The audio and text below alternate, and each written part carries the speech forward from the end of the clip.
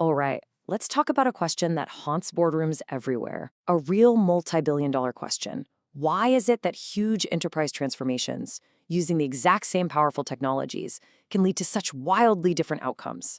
We're going to break down the reality of SAP S/4HANA and RISE projects, looking at the patterns that make all the difference. So this is the core of it, right? On one hand, you've got companies making these incredible breakthroughs, completely changing their game. And on the other, you've got organizations just bogged down in projects that are late, way over budget, and honestly, just not delivering. So what's the secret? What really separates a win from an expensive lesson? That's what we're here to figure out. Here's how we're going to tackle this. First, we'll look at the pattern that separates these outcomes. Then, we'll dive into what success actually looks like when it's engineered by design. We'll contrast that with the all-too predictable path to failure. After that, we'll walk through a disciplined playbook to get it right. And finally, we'll land on the one thing that decides it all: leadership. Okay, let's start with this pattern of divergence. Because here's the key thing to understand. The massive gap between a successful transformation and a failed one, it's not about luck. It's totally predictable, and you can absolutely understand why it happens. You know, when you look across all kinds of industries all over the world, this unmistakable pattern just jumps out at you. Success in these massive programs has very little to do with the technology itself. It consistently boils down to these four things: the discipline of the leadership, the quality of the architectural design, the clarity of the decisions, and the absolute rigor of the execution. I think this quote just says it all. Success is engineered. Failure is allowed. Think about that. A successful outcome is something you have to intentionally design, plan, and build. Failure, well, that's what happens when you don't. It's the default state when that disciplined engineering is missing.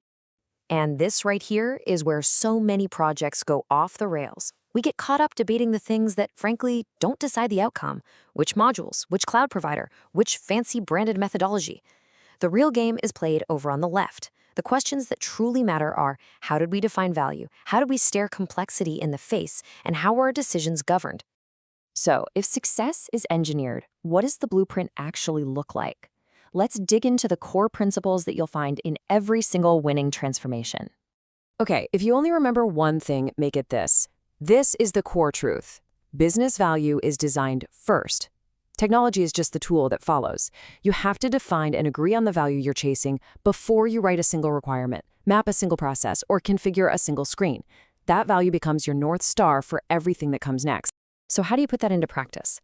Well, the winning programs all do these four things without fail. 1, they start with value, not a long list of features. 2, they are fanatics about protecting the clean core, keeping the standard software standard.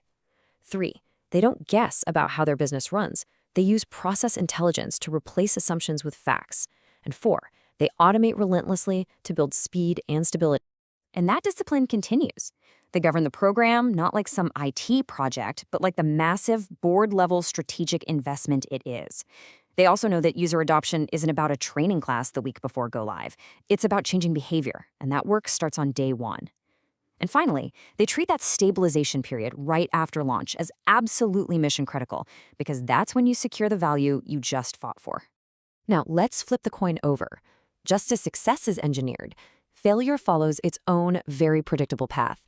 And as a leader, you have to be able to spot these warning signs from a mile away. The patterns of failure are almost painfully consistent. It usually starts with massively underestimating just how complex the old systems are. Then comes the fatal mistake of calling a simple lift and shift a transformation. Governance gets watered down, tough decisions are avoided, critical testing gets cut to meet a deadline, and the partner is picked based on who's cheapest, not who's most capable. It's a recipe for disaster. And here's a crucial point. The project doesn't fail on go-live weekend. That's just when all the problems become painfully visible to everyone. The real moment of failure happened way earlier, probably in a design session where the hard work of discipline was traded for the illusion of speed. Okay, we've seen the contrast between success and failure, so let's talk about the solution. There is an actionable 5-stage playbook that successful programs use to engineer a win right from the very start. Step 1 is all about doing your homework before you make huge, irreversible commitments. You have to invest heavily in discovery. I'm talking deep process analysis, a full inventory of all your custom code, an honest look at your data quality, and a complete map of all your system interfaces. This isn't just planning, it's the single most effective way to reduce risk in the entire program. Next up is architecture. And believe me, in the world of ERP, your architecture is your destiny. The winning approach is clean core first. You have to relentlessly enforce standard first principles. You need an architectural review board with real authority. Any customizations are isolated as extensions, not tangled up in the core. And if you absolutely have to deviate, a senior leader owns that decision and its consequences. The third step is about how you deliver. Forget the high-risk bet the company big bang. The smart approach is to deliver value in waves. Each wave is focused on one specific, measurable outcome. This way, you get early wins on the board, you reduce your risk, and you build confidence and momentum with the business as you go. Step 4 is about governance that actually matters. Governance with teeth. We're not talking about weekly status meetings nobody pays attention to. We're talking about an executive board with real power to make decisions. It means using objective, data-driven metrics to know if you're ready, not just feelings. And it means setting firm, non-negotiable criteria for that go-live decision. Otherwise, it's all just theater. And the final step is to treat your cutover and stabilization like a military operation. I'm serious. The winning teams conduct multiple full-scale dress rehearsals. They use incredibly detailed runbooks where every single task has a time and an owner. And they structure that critical hypercare support period with crystal clear roles and escalation paths so there's no confusion. So we've walked through the patterns that define success and failure, and we've laid out the playbook. Now we get to the ultimate truth, the strategic reality that underpins all of this. Let's be perfectly clear about this. An S/4HANA or RISE program is not an IT upgrade. It's a fundamental rewiring of your entire enterprise. It's a once-in-a-decade chance to change the operational DNA of your company. See, the technology just makes the shift possible. It opens the door. But it's leadership, and only leadership, that decides if the company actually walks through that door. Leadership determines if the potential becomes reality by reshaping things like decision speed, operational transparency, the company's risk posture, and its ability to respond to the market. And this really brings it all home. This is the definitive statement. The platforms are amazing. They're powerful. They work. But the real differentiator between a breakthrough and a bust is not the software. It is leadership discipline applied consistently from the very beginning and without compromise. So I'll leave you with this one final thought to mull over.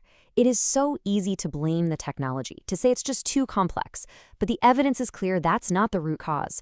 Transformations don't fail because the tech is complex. They fail because organizational complexity, our old habits, our politics, our compromises, is tolerated in an environment that demands unwavering discipline. And that choice, ultimately, is always up to leadership.